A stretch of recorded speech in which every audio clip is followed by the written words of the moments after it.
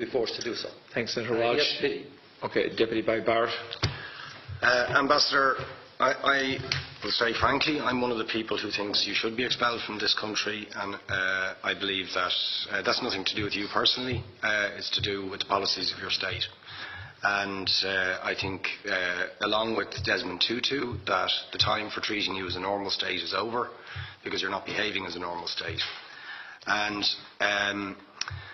I just want to ask you questions, really, in relation to that contention. And I would just say, for the record, it certainly isn't motivated by anti-Semitism in my case. I mean, for example, when disgraceful attempts were being made to downplay the horrors of the Holocaust by people like David Irving, I brought a Jewish Auschwitz survivor to this city to organise meetings and get her on national television to remind the Irish people about the horrors of the Holocaust.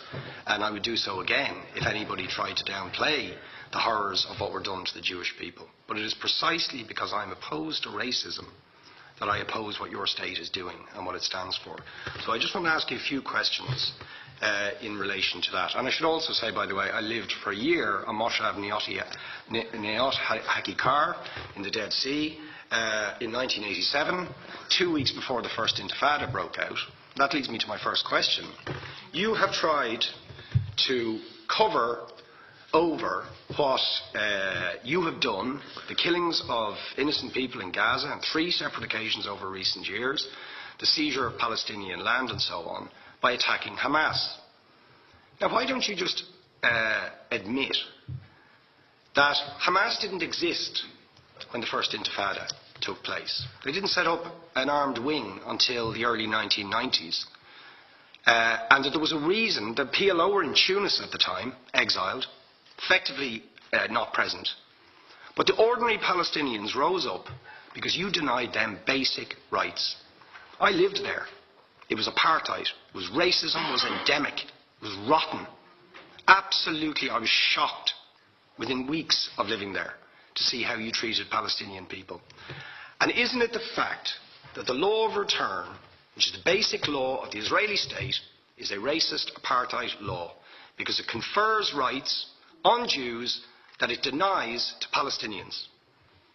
It allows, for example, if I was Jewish and had never stepped foot in Israel, I could claim citizenship there tomorrow, but 6 million people whose origins are in what you now call Israel, who were forced out in 1947 or 48, do not have that right. Isn't that part of the reason why the Palestinians are in dispute with Israelis?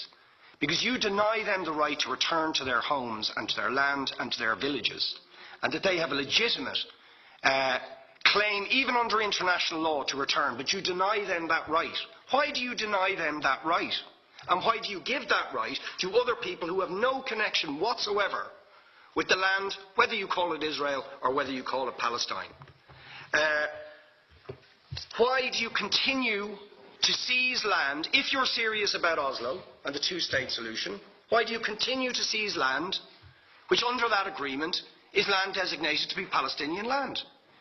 500,000 people, most of which has taken place since Oslo. You allow that to happen. Why do you allow it to happen if you're serious about giving this land to the Palestinians? It's absolutely extraordinary. And it just, are you not just taking us, Ambassador, for idiots? That you can say with a straight face, we're serious about peace, but while we're serious about peace, we're going to seize Palestinian land. And you expect the Palestinians to just sit back and do nothing about that. And the world to accept that that is an acceptable way to behave. And you asked earlier on, could we have some constructive solutions?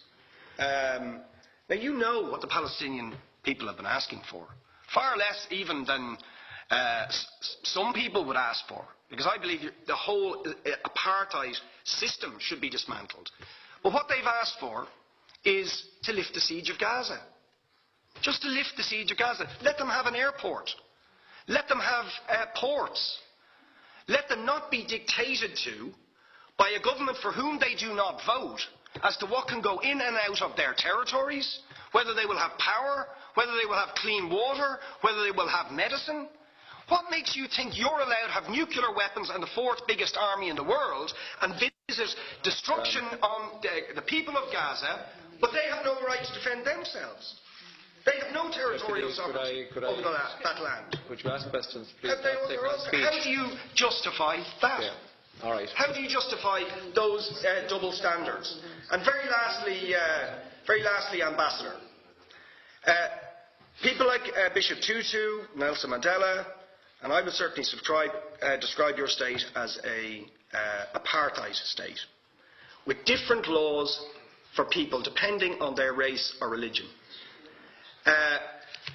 Now, isn't that just the case that, for example, at checkpoints going into the West Bank, there's a channel if you're Israeli or European, and there's a channel if you're Arab? Just because you're Arab. If you came into Dáil Éireann and they stopped you and said, "Are you Jewish?" "Oh no, sir, you can't come in through the same entrance as Irish people or European people because you're Jewish," you would call that racism and apartheid. But yet you practice that. You practice that with your checkpoints and your military barriers and your apartheid wall. How can you justify that? All right, thank you. Last